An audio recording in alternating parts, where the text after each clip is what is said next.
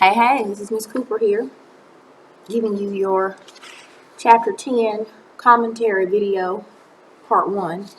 We're moving quite swiftly now. You know, this semester ends in December, and we are already at November. So we're just going to keep going, and we're going to provide these commentary videos that are just going to summarize the documents that you'll receive.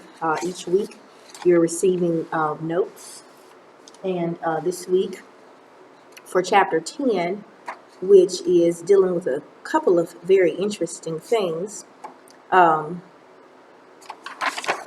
This is the study guide that I'm going to summarize right here, and we're going to kind of break it down and talk about how it relates to the new objective. So the last objective, we were dealing with the Industrial Revolution and how it brought imperialism and how imperialism kind of caused or helped cause nationalism, and how nationalism in some cases created these resistance movements and alliances, and the next thing you know, we had a worldwide conflict, World War I.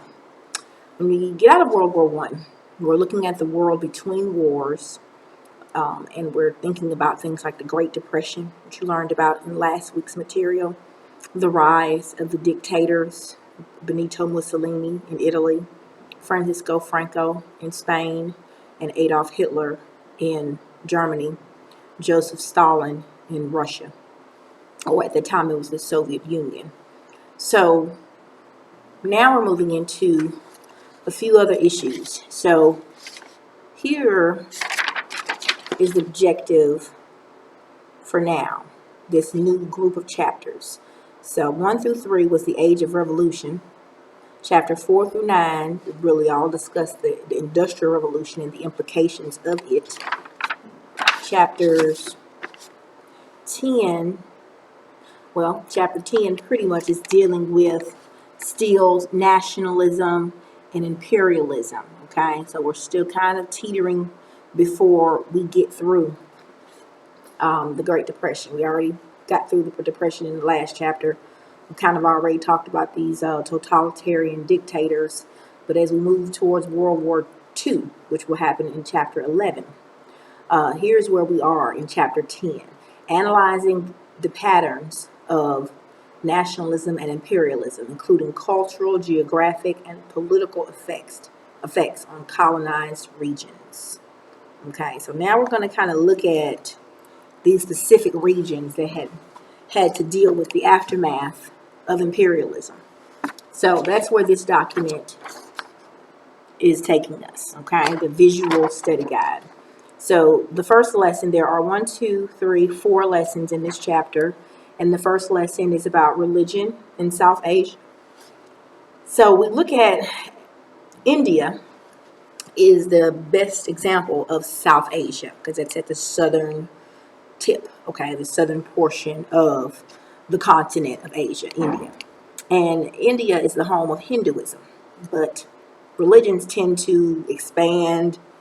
They tend to break up, or they break into smaller sectors. So there's a group of people called the Sikkim, okay, partly or primarily Hindu for the most part. They're Hindu. These people, these religions, these people are practicing, okay, in India.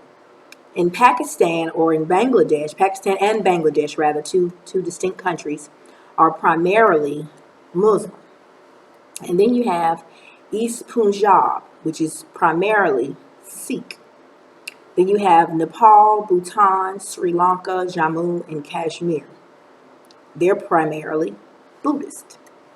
So when you get these different religions, okay, I don't agree with yours, and I don't agree with yours, and I think ours is better. This is how you get fighting, okay, arguing over religion. Remember the 30 Years' War?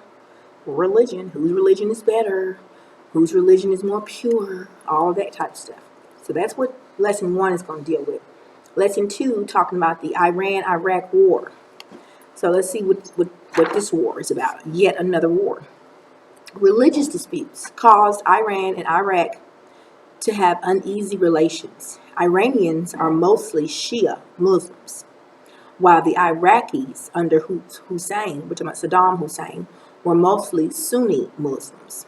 In 1980, Iraq, under Saddam Hussein, launched a brutal war against Iran.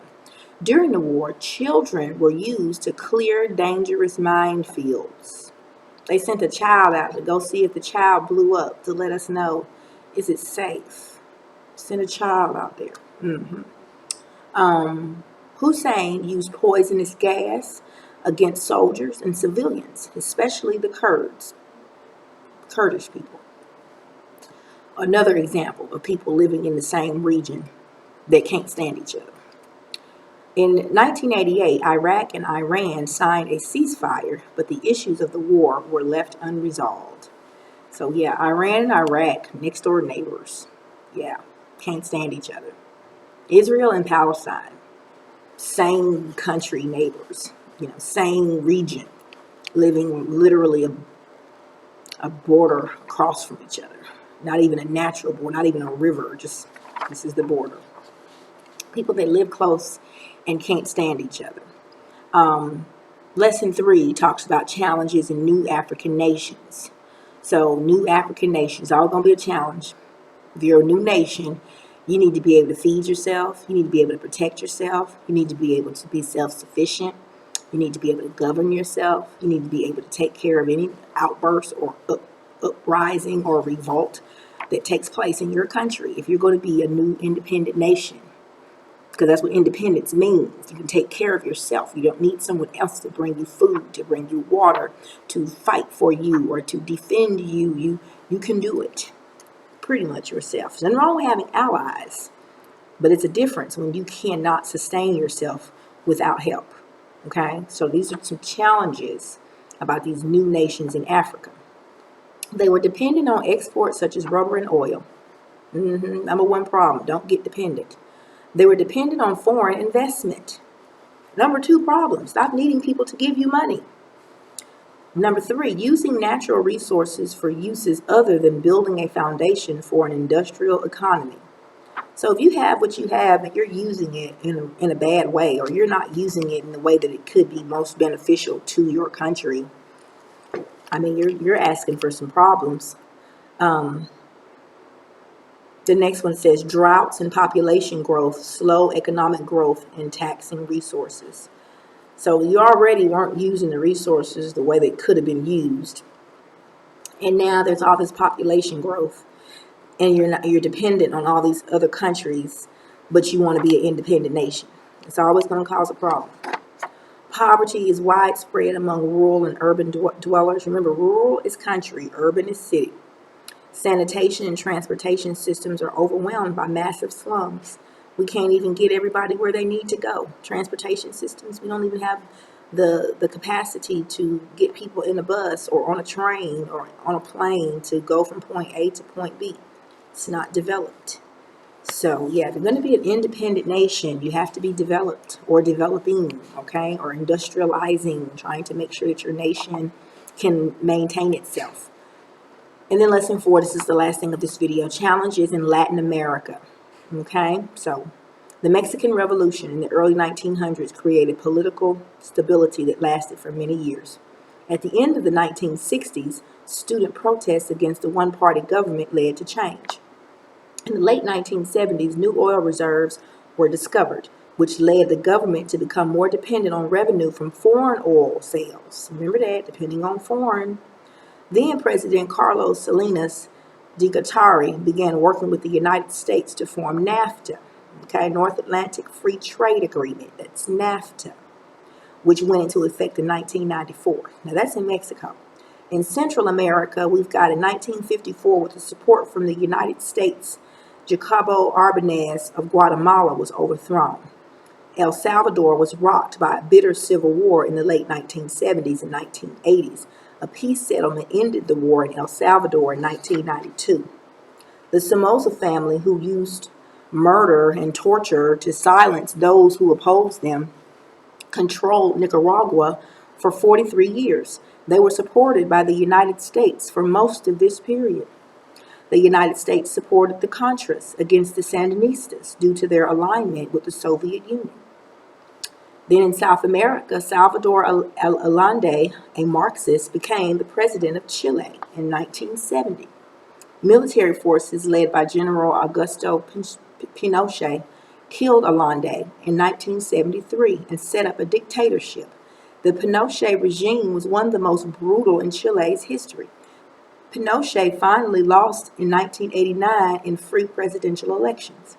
In 1946, Juan Perón was elected president of Argentina, and along with his wife, Eva Perón, Evita, brought many social reforms to Argentina. Perón was overthrown in 1955, and democracy was not restored until 1983. Two major drug cartels formed in Colombia, and it soon became the major cocaine supplier of the international drug market. Colombia. So yeah, challenges everywhere. So that is your part 1 commentary video for chapter 10. Thank you for being here.